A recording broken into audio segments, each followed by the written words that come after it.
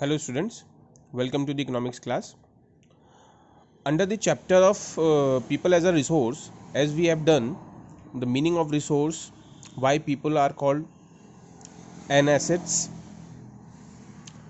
why people are called as a resource, and we did also the importance of education in our life. Now the next topic is there is need to be understood various type of activities in as a people perform in our daily life. So under this video we are going to be discuss these various concepts activities, different type of activities, and what are the factors affecting the uh, quality of population and the concept of employment and unemployment. Okay, so here let's begin. So under this topic, economic activity, what do you mean by economic activities? Economic activities are those activities which are related to earn money. There is an intention to earn money. Economic, उसको हम economic activity बोलते हैं। वो activity जिनके पीछे तुम्हारा क्या लक्ष्य है? पैसा कमाना, रुपए कमाना। और वो एक्टिविटी कौन सी होती हैं? जैसे कि production, consumption, distribution, investment, saving, all such type of activities involve engage in for the purpose to earn money. So here the meaning are those activities which are related to earn income and the profit. Such activities are production, distribution, consumption, investment and saving, etc. Economic activity is a process. Economic activity क्या है बेटा? एक process है that based on the input. किसके ऊपर based है? Inputs के ऊपर बेस्ड है। इनपुट्स क्या है आपके? फैक्टर्स ऑफ प्रोडक्शन, जिनके बिना, वो फैक्टर्स जिनके बिना हम प्रोडक्शन नहीं कर सकते हैं, जैसे कि लैंड, लेबर, कैपिटल, एंटरप्रेन्योर। यही हमारे क्या है? इनपुट्स हैं। If we can if there is any absence of any input, then we can not be produce something. Manufacturing, production की अगर हम बात करें, इनमें से अगर एक भी मिसिंग हो जाएगा या आप उसको हटा दोगे तो आप प्रोडक्शन नहीं कर पाओगे। बिना पैसों के आप प्रोडक्शन नहीं कर सकते हो, बिना लैंड के आप प्रोडक्शन नहीं कर सकते हो, बिना लेबर के आप प्रोडक्शन नहीं कर सकते हो, है ना, और बिना एंटरप्रेन्योर के आप प्रोडक्शन नहीं कर सकते हो। That's why these are the major और important factor affecting the production. So economic activities is a process that based on the input and which leads to manufacture. अब वो इससे क्या बनना है? इनपुट से आप इनपुट्स का इस्तेमाल कर रहे हो तो क्या बना रहे हो? To leads to manufacturing of goods and services with a view to make them available to the consumer. जिसका पीछे मेन मकसद क्या है? कंज्यूमर को वो गुड्स अवेलेबल करवाना और पैसे अर्न करना, मतलब कि प्रॉफिट अर्न करना। ठीक है, that is the whole process is called economic process. Okay, economic activity. Now come to the next one. Economic activity are classified into various sectors.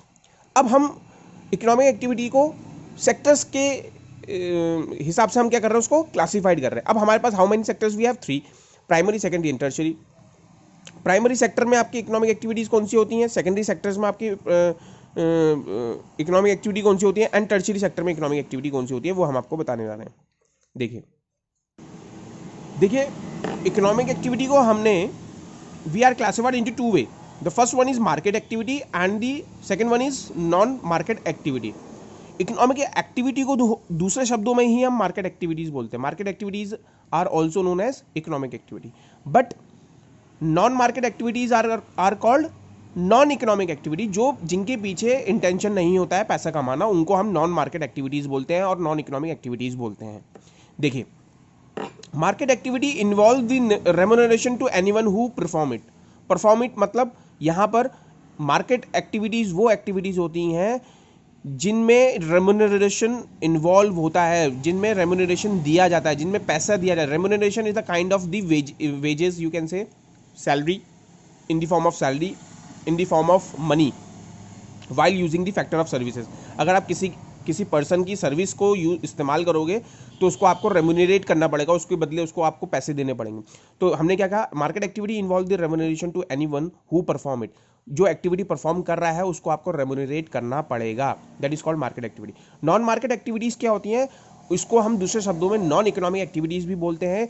जिनके पीछे कोई इंटेंशन नहीं होता है पैसा कमाना, उसको हम नॉन मार्केट इकोनॉमिक बोलते हैं, नॉन इकोनॉमिक एक्टिविटी बोलते हैं। जैसे कि अगर आप समझिए, आपके घर में आपके मदर हैं, वो घर का काम कर रही हैं, तो आप उस काम के बदले आप उनको रेम्यूनरेट नहीं करोगे, that is called non market economy, ये non market activity, sorry non market activity बोला जाता है उसको, ठीक है।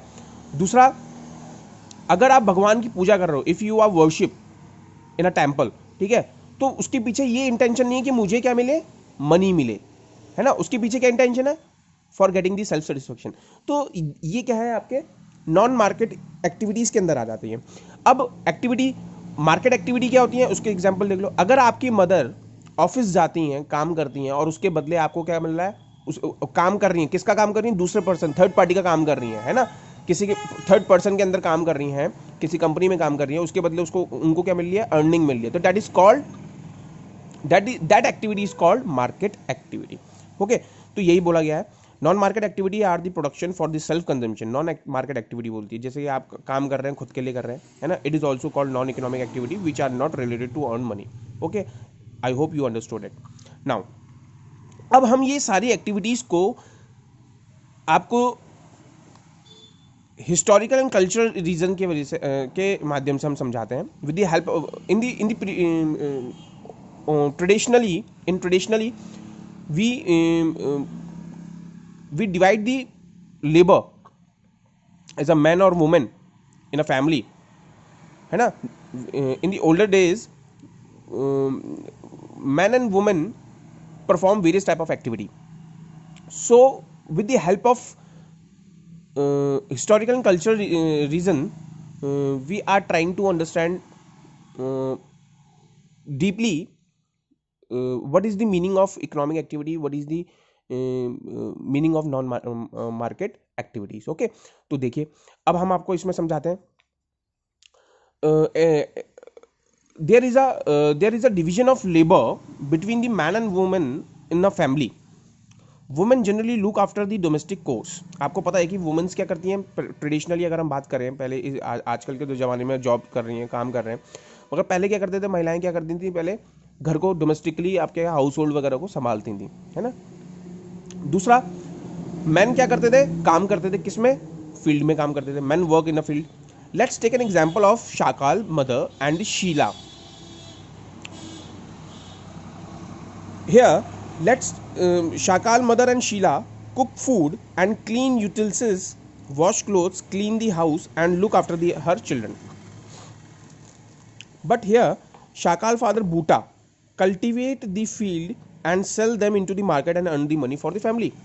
तो यहाँ पर क्या है, आपको समझ में आ जाएगा कि मार्केट एक्टिविटी कौन सी हुई और नॉन मार्केट एक्टिविटी कौन सी हुई। तो शाकाल क्या कर रहा है, शाकाल का फादर जो बूटा है वो क्या काम कर रहा है, फील्ड में काम कर रहा है, और फील्ड में काम करके वो पैसा कमा रहा है अपनी फैमिली के लिए, ठीक है। मगर उसके जो वाइफ है और उसकी जो मदर है वो क्या कर रही हैं, घर में काम कर रही हैं और फैमिली को सपोर्ट कर रही हैं, ठीक है। तो वो क्या होगा, नॉन मार्केट एक्टिविटी में आ जाएगा।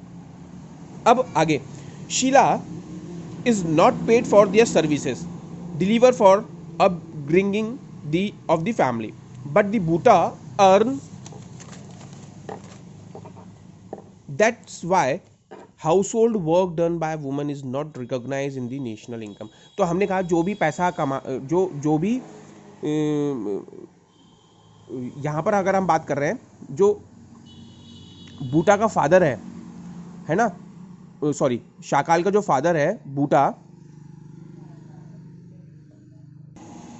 वो क्या कर रहा है, अर्निंग कर रहा है, फील्ड में काम कर रहा है और वो अपनी फैक्टर ऑफ सर्विसेज दे रहा है, ठीक है। फैक्टर ऑफ सर्विसेज से जो भी इनकम हो रही है वो हमारे कंट्री में नेशनल इनकम में इंक्लूड होगी। अब यहाँ पर नेशनल इनकम क्या है ये हम आपको समझा देते हैं। National income is the sum total of income earn by people in a country with in a domestic, you can say earned by people in a country during a particular period of time. अब यहाँ पर अब हमने आपको कहा कि वो national income हुआ, ठीक है। तो नेशनल इनकम में सिर्फ और सिर्फ फैक्टर ऑफ सर्विस, जो आप मेहनत करके कमा रहे हो वो ही इंक्लूड होगा, जो आप मेहनत करके नहीं कमा रहे हो, जैसे कि फॉर एग्जांपल गवर्नमेंट आपको स्कॉलरशिप दे रही है या आपको पेंशन मिल रही है विदाउट एनी गिविंग सर्विसेज, तो वो आपका नेशनल इनकम में इंक्लूड नहीं होगा, आप ये मान के चलिए, ठीक है। तो यहाँ पर हमने कहा कि जो आप डोमेस्टिक, अब आपकी क्या है वहाँ पर शाकाल की मदर है ना, वो क्या कर रही थी, घर में काम कर रही थी, उसके बदले अगर वो उनको पैसे देते हैं तो वो इनकम नेशनल इनकम में नहीं इंक्लूड होगा, ठीक है, क्योंकि वो अपनी फैमिली के लिए क्या कर रही हैं, अपनी फैमिली को प्रोटेक्ट कर रही हैं, अब उनकी एक रिस्पॉन्सिबिलिटी है, ठीक है, वो नहीं होगा, वो नॉन मार्केट एक्टिविटीज में आ जाती हैं। तो यही हमने बोला आपको, ठीक है। But the Geeta mother of Vilas earn an income by selling the fish, thus the woman are paid for their work when they enter into the labor market, ठीक है। their earning like that of their male counterpart is determined on the basis of education and skill। तो हमने आपको ये बताने की कोशिश कर रहे हैं कि एजुकेशन की कितनी बड़ी इंपॉर्टेंस है, ठीक है। अगर आप एजुकेटेड होंगे, लिटरेट होंगे, तो आप उसी तरह से काम भी करेंगे। आप एजुकेटेड होंगे तो आप कंपनी में काम करेंगे, अच्छी जगह काम करेंगे, ठीक है। अगर आप इलिटरेट होंगे तो आप उस तरह से काम करेंगे जैसे फील्ड वर्क में, जैसे शाकाल का फादर काम कर रहा था, ठीक है। तो आपको इस तरह से इकोनॉमिक एक्टिविटीज़ में भी समझ में आ गया and the importance of education भी समझ में आ गई। तो यहाँ पर आपने इस एग्जाम्पल के थ्रू आपने समझा। Now education help the individual to make the better use of the economic opportunities available before him. तो यहाँ पर हमने एजुकेशन के बारे में बताया कि एजुकेशन आपको अपॉर्चुनिटीज़ जो हमको मिलती हैं, है ना, वो उसका हम अच्छे से इस्तेमाल कर पाते हैं। If we are not educated, if we are aware about the market conditions, then we cannot be able to exploit the opportunities, है ना। तो हम पीछे हो जाएंगे लोगों से, और हमारी जो कंडीशन होगी, जो इकोनॉमिक कंडीशन होगी, वो बहुत सीवियर होगी, टफ होगी, and we can not be able to survive for the long period of time. तो ये हमने क्या कहा, इस तरह से आपको समझा रहे हैं। Now come to the next one, factors affecting the quality of education. अब हम आपको नेक्स्ट टॉपिक बता रहे हैं कि वो कौन कौन से फैक्टर्स हैं जो आपकी क्वालिटी ऑफ पॉपुलेशन को अफेक्ट करती हैं। There are major two factors, health and education are the major two factors affecting the quality of education. अगर हमारे देश में ज़्यादा पढ़ी लिखी जनसंख्या होगी तो क्वालिटी ऑफ एजुकेशन अच्छी होगी, और एजुकेशन के साथ साथ हेल्दी होना बहुत ज़रूरी है। अगर मैंने कहा कि एजुकेटेड तो है मगर वो क्या है, डिसेबल्ड पर्सन है, तो क्या होगा, it can be useful, no, वो क्या होगा, हम वो कंट्री भी क्या होगी, स्लेव होगी किसी और कंट्री के, क्योंकि वो तो अपने आप को प्रोटेक्ट ही नहीं कर सकती है ना। तो same exactly health and education are the both important factor and use simultaneously. इसकी रिक्वायरमेंट, दोनों की रिक्वायरमेंट क्या है, ज़रूरी है एक समय में, ठीक है। Now health sector indicate the better average life expectancy. अगर हम हेल्थ सेक्टर की बात करें तो वो हमको क्या दिखाता है, बेटर एवरेज लाइफ एक्सपेक्टेंसी दिखाता है ना। एवरेज लाइफ एक्सपेक्टेंसी मतलब एवरेज लाइफ अभी इंडिया में कितनी है, 67 to 68 एवरेज लाइफ एक्सपेक्टेंसी है। नाउ एजुकेशन हमको क्या इंडिकेट करता है, better skilled people. These two factor ultimately decide the growth rate of the country. यही दो मेजर फैक्टर है जो कंट्री की ग्रोथ रेट को क्या करते हैं, अफेक्ट करते हैं डायरेक्टली, है ना। अगर ये बहुत ज़्यादा अच्छे होंगे तो कंट्री भी बहुत ज़्यादा ग्रो करेगी, अगर यही दोनों खराब होंगे तो कंट्री भी क्या होगी, नीचे डिप्रेशन में होगी और डाउनफॉल होगा, ठीक। Now whereas illiterate and unhealthy population are the liability for a country.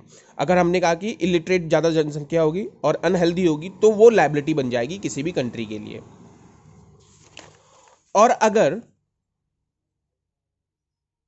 Literate and healthy population होगा तो वो ही कंट्री के लिए क्या बन जाएगा, एसेट बन जाएगा। तो आपको बताया मैंने एसेट क्या होता है, assets are the which can be physically seen, which can be touch, है ना, which can be use for the long period of time, है ना। तो वो assets as a resource, people को हमने एसेट ट्रीट किया बिकॉज हमने बताया ना आपको पहले कि education is one of the major important, है ना। तो कैपिटल फॉर्मेशन अगर हमने बताया, कैपिटल फॉर्मेशन कैसे बनेगा आपका, when we investing money on people, है ना, थ्रू दी एजुकेशन। मतलब कि यहाँ पर हम क्या कर रहे हैं, जनसंख्या, हमारी कंट्री का मेन मकसद क्या है, जितनी ज़्यादा पढ़ी लिखी जनसंख्या होगी उतनी ही ज़्यादा क्या होगा, इकोनॉमिक एक्टिविटीज़ होंगी, है ना, और क्या होगा, अनएम्प्लॉयमेंट कम होगा और रिसोर्सेज का चैनलाइजेशन अच्छे से होगा, जो बाकी रिसोर्सेज जो हम यूटिलाइज करते हैं। So these are the major two factor affecting the quality of population. इसी तरह से हम आपको बता दें कि कुछ डेटा फैक्ट्स एंड फिगर आपकी बुक में दे रखे हैं। जैसे कि हम बता दें the literacy rate have increase from the 18% in 1951 to 74 in the 2010 and 11। तो हमने कहा कि हमारे जब देश आज़ाद हुआ था 1947 में, तो उस टाइम पे हमारी 18% जो पॉपुलेशन थी वो सिर्फ पढ़ी लिखी थी जनसंख्या। उसके बाद क्या हुआ, अभी तक 74% क्या है, एजुकेटेड है, लिटरेट है। So it is also needed if the citizen are perform their duties and enjoy their rights properly. ये ज़रूरी है कि हमारे जो सिटीजन है, हमारी देश की जो जनता है ना, वो अपनी ड्यूटीज़ को परफॉर्म करे अच्छे से और क्या हो, वो अपनी राइट्स को भी इंजॉय कर सके। However the vast difference is notice across different section of the population. Literacy among the male is nearly 16.6 higher than the female. अगर हम बात करें लिटरेसी की तो उस समय 16.6% था, और जो बहुत ज़्यादा था किससे, फीमेल से। in the and it is nearly about 16.1% higher in the urban areas whereas compared to the rural area। और जो था जो कि आपका क्या था, रूरल एरिया से काफ़ी ज़्यादा था। Now in the 2011 literacy rate vary from 94% in Kerala to the 62% in the Bihar. तो सबसे ज़्यादा आपकी लिटरेसी रेट कहाँ पर है, केरला में है। आपको ये पता होना चाहिए, एक ऑब्जेक्टिव टाइप क्वेश्चन बन सकता है। 94%, 62% सबसे जो कम है आपका किस में है, बिहार में। The primary school system has expanded over the 7.68 lakh in the 2004 and 5। ये तो इसीलिए गवर्नमेंट ने, सरकार ने क्या मेजर्स लिए to be focus on the elementary education and the secondary education, senior secondary education, है ना, प्राइमरी एजुकेशन, पब्लिक एजुकेशन वगैरह के ऊपर, अवेयरनेस के ऊपर, ट्रेनिंग एंड प्रोग्राम्स वगैरह के ऊपर उन्होंने क्या किया, फोकस किया। और इससे क्या होगा, हमारी जो जितने भी हमारी जो सिटीजन्स हैं वो उनको अवेयर किया गया, उनको बताया गया कि एजुकेशन की क्या इंपॉर्टेंस है। Now unfortunately this is the huge expansion of the school has been diluted by the poor quality of schooling and high drop out rates। इससे क्या होगा, आपका जो ड्रॉप आउट रेट्स थे, जो बच्चे छोड़ देते थे पढ़ते समय, वो क्या होते थे, छोड़ देते हैं कुछ लोग, है ना, वो भी कम हुए। और दूसरा क्या हुआ, आपका जो क्वालिटी थी स्कूलिंग की वो भी कम हुई, है ना। सर्व शिक्षा अभियान के according is the significant step towards providing the elementary education to all the children in the age group of 6 to 14 years by the 2010। तो यहाँ पर बोला गया, बेटर एजुकेशन दिया गया उनको। क्या किया उनको, सर जैसे आपने देखा होगा मिड डे मील गवर्नमेंट ने किया, जिससे बच्चे स्कूल में आए खाने के लिए और उससे लोग बच्चों को पढ़ाया जा सके, है ना। और अब वोकेशनल कोर्सेज वगैरह खोले गए, स्मार्ट क्लासेस वगैरह खोली गई, है ना, और न्यू कोर्सेज जोड़े गए, ट्रेनिंग प्रोग्राम्स जोड़े गए। ये मेन पर्पस था कि किसी तरह से हम अपनी पॉपुलेशन को क्या कर सके, एजुकेटेड बना सकें। तो ये स्टेप्स लिए गए, ठीक है। Initiative of the central government in the partnership with the state and the local government and the community for achieving the goal of the universalisation of elementary education. Okay, along with it bridge courses and back to school campus have been initiated to increase the enrollment in elementary education। midday meals schemes have been implemented to encourage the attendance and retention of children and improve their nutritional status। These policies could add to the literate population of India। तो इन्हीं policies से क्या हुआ, हमने add किया literate population में, और इसी से हम अपने ऑब्जेक्टिव को अचीव कर पाए, ठीक है। नाउ द 11th प्लान जो हमारा चल रहा था, it focus on the increase the enrolment in the higher education के ऊपर हमने फोकस किया, 18 to 23 year age group to 15% by 2011 to 12 and to the 21% by the 12th plan. तो यहाँ पर क्या हो गया था, 15% से यहाँ पर क्या 21% में आ गए थे, है ना। और the strategy focuses on increasing the access of quality adoption of states specific curriculum modifications, vocational courses and networking on the use of information technology, जो मैंने आपको पहले बताया। Now the plan also focuses on distance education. आपने देखा होगा भी आजकल क्या है, जो लोग काम कर रहे होते हैं, जो जॉब कर रहे होते हैं, वो उनके लिए बड़ी दिक्कत हो जाती है कि how to get the knowledge, how to get the education. So there is an option to enrol yourself and और टू टेक और टू लर्न डिस्टेंस लर्निंग के बात अगर हम बात करें, to go for the distance learning. तो यहाँ पर क्या है, the plan also focus on distance education convergences of the formal and non-formal distances and IT education institutions। Over the past 50 years, there has been a significant growth in the number of university and institution of higher learning in a specialized area. Let us read the table to be increased in the number of college and university enrolled of the students and the recruitment of teachers since the 1951 to 2011 to 12 and 12 to 13.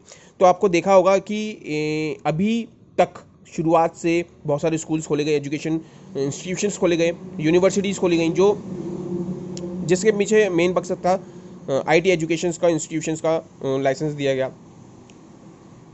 तो यहाँ पर आपको बताया गया है, एक data दिया गया है, जिस डेटा में आपको बताया गया है कि नंबर ऑफ़ कॉलेजेस कितने खुल गए हैं। अभी 2012 और 13 के अकॉर्डिंग हम देख रहे हैं कि नंबर ऑफ़ कॉलेजेस 37,204 कॉलेजेस अब खुल गए हैं पहले के अकॉर्डिंग, 1952-51 के अकॉर्डिंग, ठीक है। और इनरोलमेंट कितना बढ़ गया है आपका, ठीक है। और ये कॉलेजेस किसके एफिलिएशन होता है? यूजीसी के होता है, यूनिवर्सिटी ग्रांट कमीशन, ओके। ये आपका अथॉरिटी है जो रेगुलेट करती है हायर एजुकेशन को, ठीक है। अब आ जाते हैं हम आगे,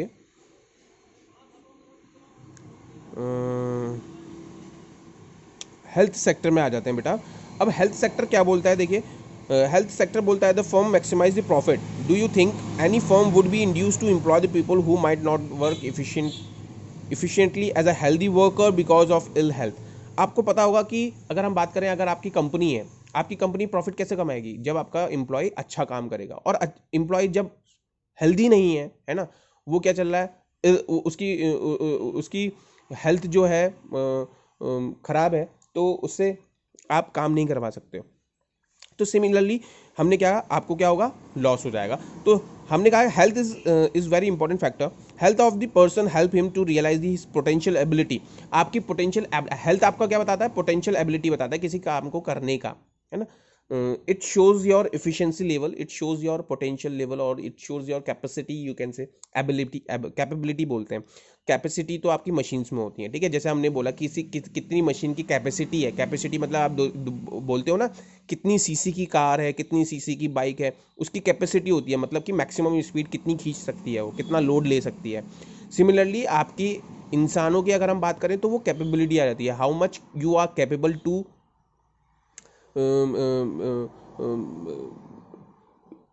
यू कैन से कितना आप प्रेशर को झेल सकते हो, कितना आप प्रेशर को आप यू कैन से आप ये कह सकते हो कि कितनी कैपेबिलिटी है आपकी किसी चीज़ को करने की, है ना, क्षमता। तो यहाँ पर हमने बोला कि health of the person help him to realise his potential and his the ability to fight the illness here, and the unhealthy person become a liability for the organization. Indeed, health is an indispensable basis for realizing one well-being. तो हमने बोला unhealthy person क्या है? Liability हो जाता है किसी organisation की। सिमिलरली ज़्यादा लोग हो जाएंगे तो वो कंट्री के लिए लाइबिलिटी बन जाएगा, ठीक है। तो यहाँ पर ये बोला गया है। अब हम आपको ये बता देते हैं, improvement in the health status of the population has been a priority of the country. अब यहाँ पर क्या है? कंट्री के लिए सबसे बड़ी मकसद ये है कि उसकी जो पॉपुलेशन है वो क्या रहे? स्वस्थ रहे, हेल्दी रहे, ठीक है। जैसे कि आपने देखा होगा कि अभी कोरोना के टाइम पे स्कूल क्यों बंद किया गया? क्योंकि स्कूल के जो बच्चे हैं, उन बच्चों पे हमारे देश का भविष्य क्या है? डिपेंड है। अगर हमारे स्कूल के जो बच्चे हैं, जो स्टूडेंट्स हैं, वो ही क्या होंगे? इफेक्टेड हो जाएंगे, और उनकी नंबर ऑफ डेथ अगर ज़्यादा होने लग जाएगी, तो हमारा आने वाले जो पीढ़ी है, आने वाली जो देश को संभालने की जो पीढ़ी है, फिर देश क्या हो जाएगा? डाउनफॉल हो जाएगा, उसका परफॉर्मेंस क्या हो जाएगा? नीचे हो जाएगा, क्योंकि उसको कोई संभाल नहीं पाएगा, है ना। तो सिमिलरली यहाँ पर इन्हीं सब चीज़ों को देखते हुए क्या किया गया है? स्कूलों को और कॉलेजेस को, एजुकेशन को नहीं खोला गया है कोरोना के टाइम पे। तो यहाँ पर आप देखिए, improvement in the health status of the population has been the priority of the country and our national policy to aim at improving the accessibility of health care, family welfare, nutritional services with a special focuses on the underprivileged segment of the population. तो यहाँ पर ये बोला गया है कि जो हमारी नेशनल पॉलिसी है वो किसके ऊपर फोकस कर रही है? एक्सेसिबिलिटी ऑफ हेल्थ केयर, ज़्यादा से ज़्यादा अच्छे हेल्थ केयर फैसिलिटीज़ को देना, ठीक है, अर्बन और रूरल एरियाज़ में। फैमिली वेलफेयर के बारे में बताना, न्यूट्रिशनल सर्विसेज देना, and the special focuses on the underprivileged segment of the population. Over the last 5 decades, India has built up a vast health infrastructure and has developed a manpower required at the primary, secondary and tertiary sector in the government as well as in the private sector. तो हमने कहा कि हमारा पहले से ज़्यादा क्या है, ज़्यादा से ज़्यादा हमारा फोकस क्या हो गया है, सर्विस सेक्टर में हो गया है. हम ज़्यादा से ज़्यादा प्राइमरी से, जिसमें सबसे ज़्यादा बूम किया हमने सर्विस सेक्टर में किया, टर्शरी सेक्टर में जिसको हम बोलते हैं. ठीक है, ये हमने किया है. अब हम आपको कुछ कॉन्सेप्ट बता देते हैं, जैसे कि IMR क्या होता है. IMR जैसे कि आपको 1 मार्क्स में पूछा जा सकता है. इसको हम क्या बोलते हैं, इन्फेंट मोर्टेलिटी रेट बोलते हैं. It is a rate at which the it is a rate of death of the children those who are not attain the age of the 1 year. ये आपको वो रेट बताता है बच्चों का मरना, जन्म लेने के बाद जो बच्चे 1 साल तक की एज को नहीं क्रॉस कर पाते हैं, है ना, जिनकी डेथ हो जाती है, उसको हम क्या बोलते हैं, इन्फेंट मोर्टेलिटी रेट बोलते हैं. ठीक है, अब देखिए, अगर हम बात बताएं कि these measures adopted have increase the life expectancy over the 66 years in the 2011. अब यहाँ पर क्या है, इन्फेंट मोर्टेलिटी रेट क्या हुआ, नीचे हुआ. फ्रॉम 147 इन दी 1951 में सबसे ज़्यादा था, अब कितना है, 42 है इन 2013. तो इसमें आपको पता होगा कि मेडिकल सर्विसेज अब हमारी क्या हो गई हैं, मेडिकल रिसर्च एंड सेंटर में अगर हम बात करें कितना आगे बढ़ गया है, डिजीज़ वगैरह की आपको वैक्सीनेशन आ गई हैं. पहले क्या होता था, नॉर्मल टीबी से भी इंसान मर जाता था, है ना. तो यहाँ पर बेटर फैसिलिटीज़ की वजह से हमारी एवरेज लाइफ एक्सपेक्टेंसी बढ़ गई है. Crude birth rate have dropped to 22.1 and the death rate to the 7 within the same duration of the time. Increase in life expectancy and improvement in the child care are useful in assessing the future progress of the country. इससे आपको क्या दिखाता है, future दिखा रहा है. मैंने आपको बताया ना, future progress of the country किसके ऊपर बेस्ड है, बच्चों के ऊपर बेस्ड है. क्योंकि जितने हेल्दी वो बनेंगे, जितने एजुकेटेड वो बनेंगे, उतना ही क्या होगा, हमारा देश आगे ग्रो करेगा. Increase in longevity of the life is an indicator of the good quality of life marked by self-confidence, and reduction in infant mortality involve the protection of children from the infection. Ensuring the nutrition along with the mother and the child care. तो दोनों के ऊपर focus किया जा रहा है ना. बहुत सारी स्कीम्स हैं, उसको देखिए. अब आपको हम बताते हैं, there are many places in India which do not have even the basic facilities. There are only 381 medical colleges in the country and 301 dental colleges. Just 4 states are like Andhra Pradesh, Karnataka, Maharashtra and Tamil Nadu have maximum number of colleges. तो आपको एक 1 marks के objective type question में आ सकता है कि यहाँ पर वो कौन कौन से स्टेट्स हैं जिसमें सबसे ज़्यादा क्या है, मैक्सिमम कॉलेजेस हैं. तो आपको ये 4 स्टेट्स के नाम आपको पता होने चाहिए. अब हम आपको बता देते हैं अनएम्प्लॉयमेंट क्या होता है. अनएम्प्लॉयमेंट कुछ नहीं है, एक सिचुएशन है जहाँ पर it is a situation where the people can not be able to find the job but he willingly to do the job at the prevailing market wage rate.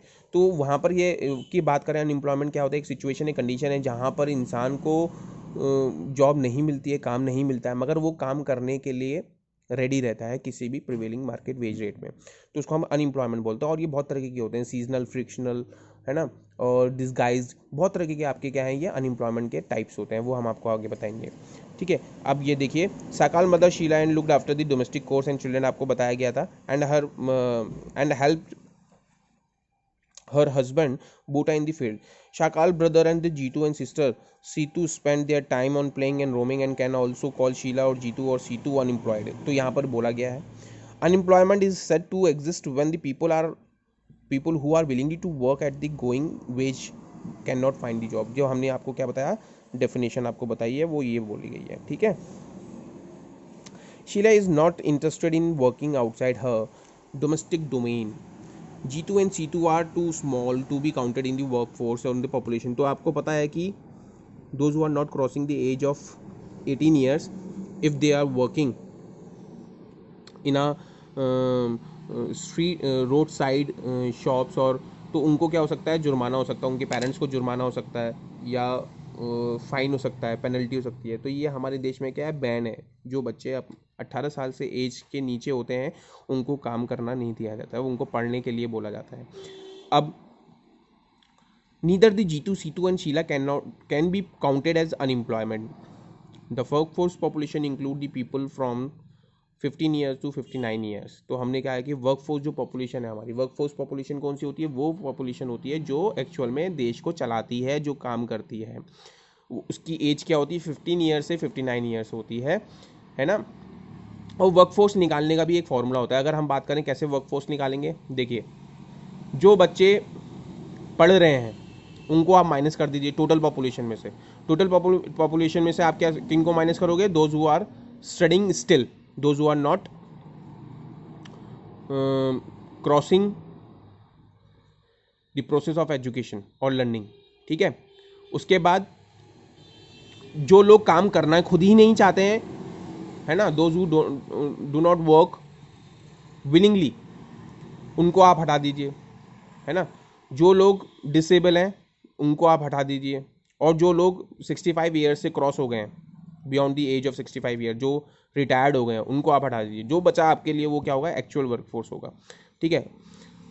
तो ये हमने आपको बताया। अब आगे आ जाते हैं। Sakal brother and the sister do not fall within the age group, so they can not be called unemployed. तो यहाँ पर हमने बोला कि शाकाल ब्रदर जो है एंड सिस्टर जो है do not be fall within this age group, so they can not be called unemployed. Sakal mother Sheela work for his family and she is not willingly to work outside her domestic domain for the payment, she too can not be called unemployed. उसको भी नहीं बोला जा सकता हम unemployed है, क्योंकि Sakal grandparents although not mention in the story can not be called unemployed. तो वहाँ पर ये बोला गया है, ठीक है। अब आ जाते हैं, in the case of India we have unemployment in the rural and urban areas. देखो सबसे ज़्यादा अनएम्प्लॉयमेंट रूरल एरियाज़ में होता है, क्योंकि वहाँ पर कोई भी रूल्स रेगुलेशन नॉर्म्स फॉलो नहीं किए जाते हैं, ठीक है। गवर्नमेंट के रूल्स रेगुलेशन तो बनाए गए हैं सब जगह ओबे करने के लिए, मगर उनको फॉलो नहीं किया जा सकता है, ठीक है। लोग फॉलो नहीं करते हैं, इसलिए वहाँ पर सबसे ज़्यादा एक्सप्लॉयटेशन होता है। अब यहाँ पर बोलिए, however the nature of unemployment differ in the rural and urban area. In the case of rural area there is a seasonal and disguise unemployment. तो वहाँ पर हमने बोला है कि वहाँ पर क्या होता है, रूरल एरियाज़ में सीजनल एंड डिस्गाइज अनएम्प्लॉयमेंट होता है, और ये क्या होते हैं वो हम आपको बताएंगे। Seasonal unemployment happens when the people are not able to find the job during the some month of the year. तो यहाँ पर बोला सीजनल अनएम्प्लॉयमेंट वो कंडीशन होती है जहाँ पर इंसान को कुछ समय के बाद, कुछ समय के लिए तो काम मिलता है, मगर कुछ समय के बाद उसको काम नहीं मिलता है। 4 महीने के लिए वो इंगेज है, मगर 4 महीने बाद वो क्या है, अनएम्प्लॉयड है ना। तो उसको हमने बोला people dependent upon the agriculture usually face such kind of the problem. जो लोग एग्रीकल्चर से जुड़े हुए होते हैं, प्राइमरी सेक्टर से जुड़े हुए होते हैं, वो लोगों को ज़्यादातर सीजनल एम्प्लॉयमेंट मिलता है, को देखने को पड़ता है। There are certain busy seasons when the sowing and harvesting and weeding and threshing is done. Certain months do not provide much work to the people dependent on the agriculture. In the case of disguised unemployed, अब disguise unemployment क्या होता है बेटा, देखिए disguise unemployment में सबसे पहले तो सबको एम्प्लॉयमेंट, सब लोग एम्प्लॉयड होते हैं, सभी लोग एम्प्लॉयड होते हैं, मतलब काम कर रहे होते हैं, मगर जितनी रिक्वायरमेंट होती है उससे ज़्यादा काम कर रहे होते हैं लोग, मतलब उसमें इंगेज हो रहे होते हैं। मैंने कहा कि अब आपके पास एक प्लॉट है 2000 स्क्वायर फीट का, और 2000 स्क्वायर फीट में आपके 10 लोग मैक्सिमम काम कर सकते हैं, मगर उसमें काम कितने कर रहे हैं, 20 लोग काम कर रहे हैं। तो 10 लोगों का तो जो ज़्यादा है उनका तो कोई आउटपुट है ही नहीं, है ना। तो जितना 10 लोग काम कर रहे हैं तब भी लैंड उतना ही आउटपुट प्रोड्यूस करेगी, 20 लोग जितना काम करेंगे उसमें तब भी उतना ही आउटपुट प्रोड्यूस करेगी, तो उसका कोई यूज़ नहीं रहा। तो उसको हम क्या बोलते हैं, कंडीशन को डिस्गाइज बोलते हैं। देखिए disguise unemployment, people appear to the employed, they have agriculture plot and where they find work. This usually happen among the family member engaged in agriculture activity. The work require the service of 5 people but engage 8 people. 3 people are extra and these extra people also work in the same plot as the other. The contribution made by 3 extra people does not add to the contribution made by the 5 people, है ना। If 3 people are removed from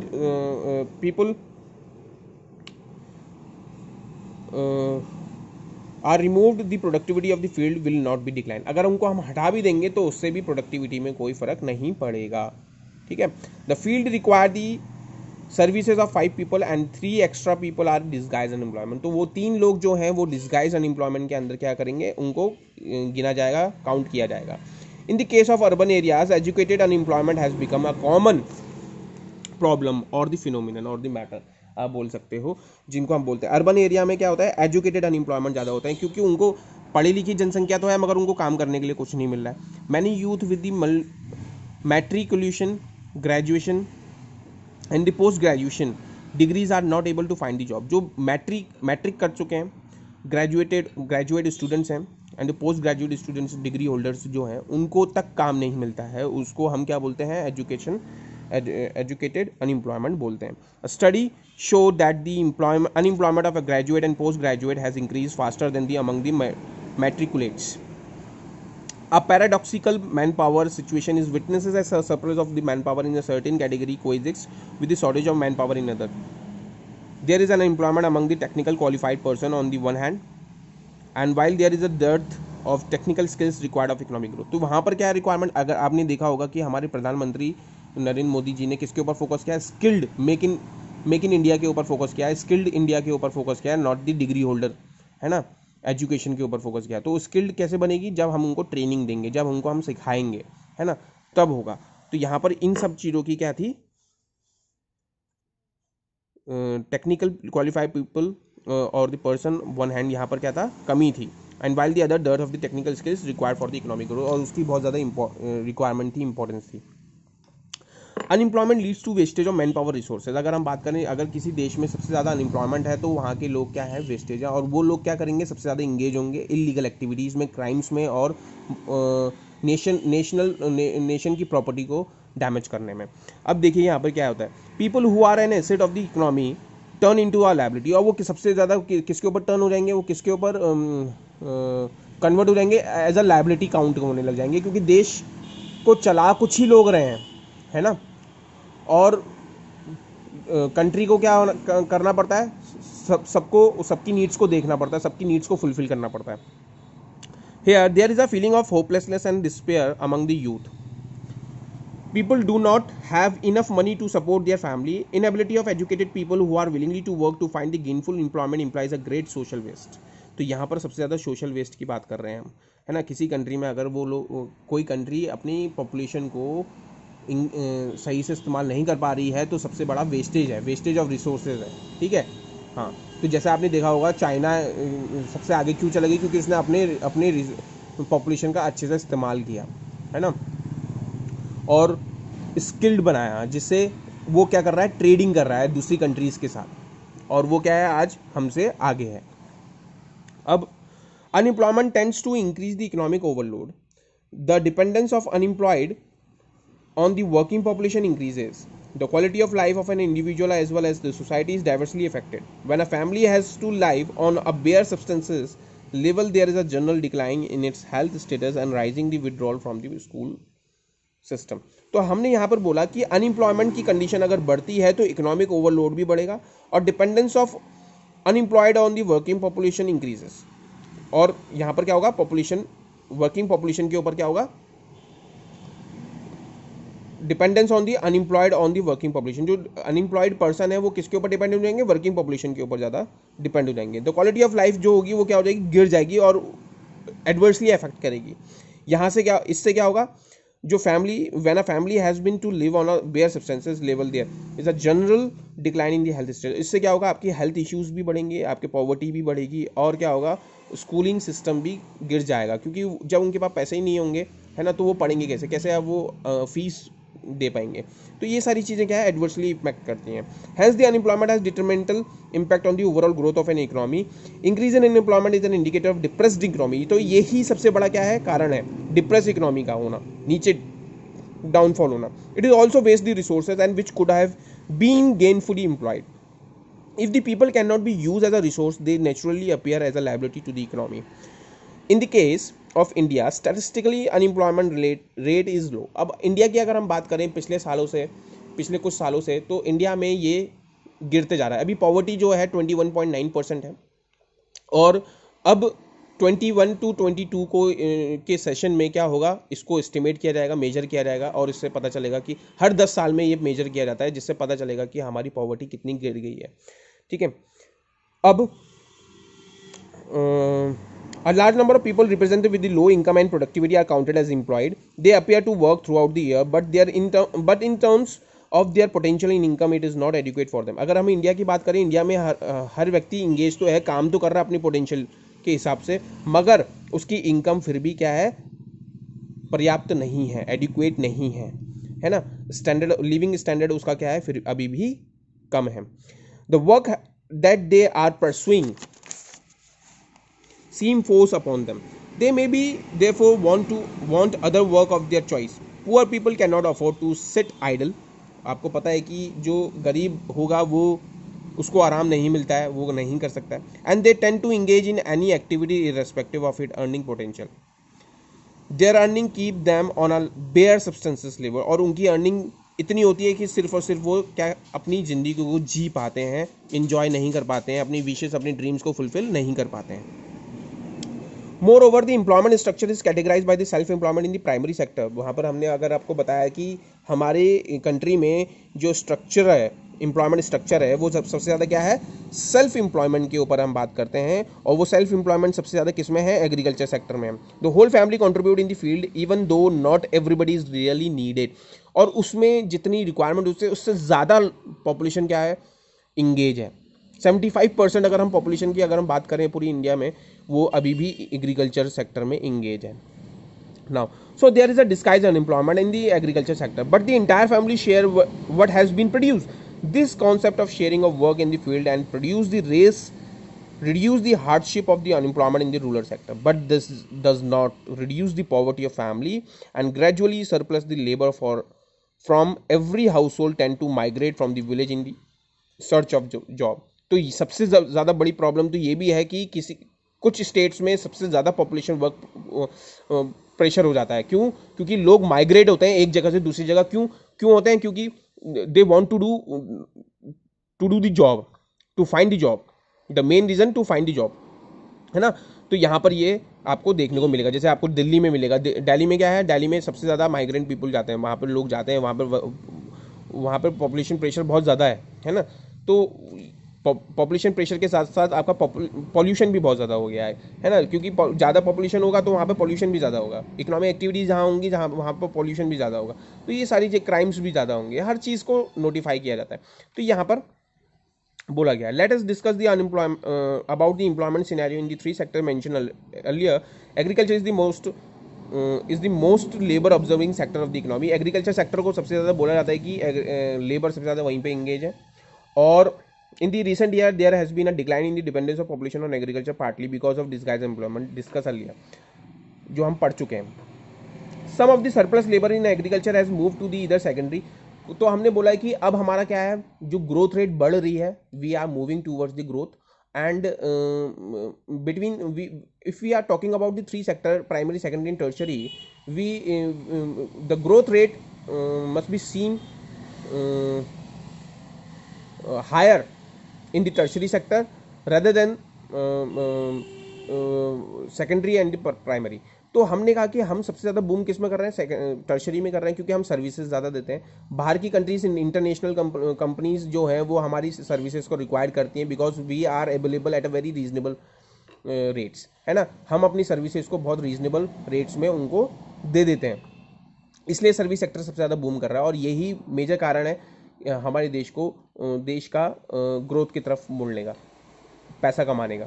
ठीक है. अब manufacturing, हमारी country क्या कर रही है, मैन्युफैक्चरिंग सेक्टर में, सेकेंडरी सेक्टर में फोकस कर रही है, बाहर से इंपोर्ट नहीं करती है. अब इंडिया में ही क्या हो रहा है, सारे के सारे रिसोर्सेज को इस्तेमाल किया जा रहा है बनाने के लिए, और यहाँ से हम क्या कर रहे हैं, उनको एक्सपोर्ट कर रहे हैं, बेच रहे हैं, जिससे और हम क्या कर सकते हैं, उनको कंपटीशन दे सकते हैं डेवलप कंट्रीज़ को, और अपनी रिसोर्सेज को अच्छे से चैनलाइज कर रहे हैं. And we have an objective to be growth and development furtherly. So this is the major points we are discuss in this chapter. Secondary sector में अगर आप देखें तो small scale manufacturing is the most labour observing. Labour observing मतलब कि जो unskilled labour है, skilled labour है, वो वहाँ पर ऑब्जर्व्ड है. In the case of tertiary sector, various few services are now appearing in the like biotechnology, information technology and so on. आपको देखने को मिलेगा. आप ठीक है. तो इस चैप्टर में हमने ये पढ़ा है. आपको कोई भी डाउट हो आप पूछ सकते हैं, और ये बहुत इंटरेस्टिंग चैप्टर है. पीपल एज अ रिसोर्स आपने देखा, एजुकेशन के ऊपर, इंपॉर्टेंस के ऊपर आपको बताया गया. Health and education is the major factor affecting unemployment and employment के ऊपर आपको बताया गया. डिस्गाइज्ड सीजनल और आपका एजुकेटेड अनएम्प्लॉयमेंट, ये सारे आपको पता होने चाहिए. इन्फेंट मोर्टेलिटी रेट आपको बताया गया है क्या होता है. बर्थ रेट आपको पता होना चाहिए कि पर 1000 में हम मेजर करते हैं. एंड और आपको why we call people as a resource, ये आपको क्वेश्चन बताया गया है। तो यहाँ पर इस चैप्टर में आपको, आई hope you understood all these things.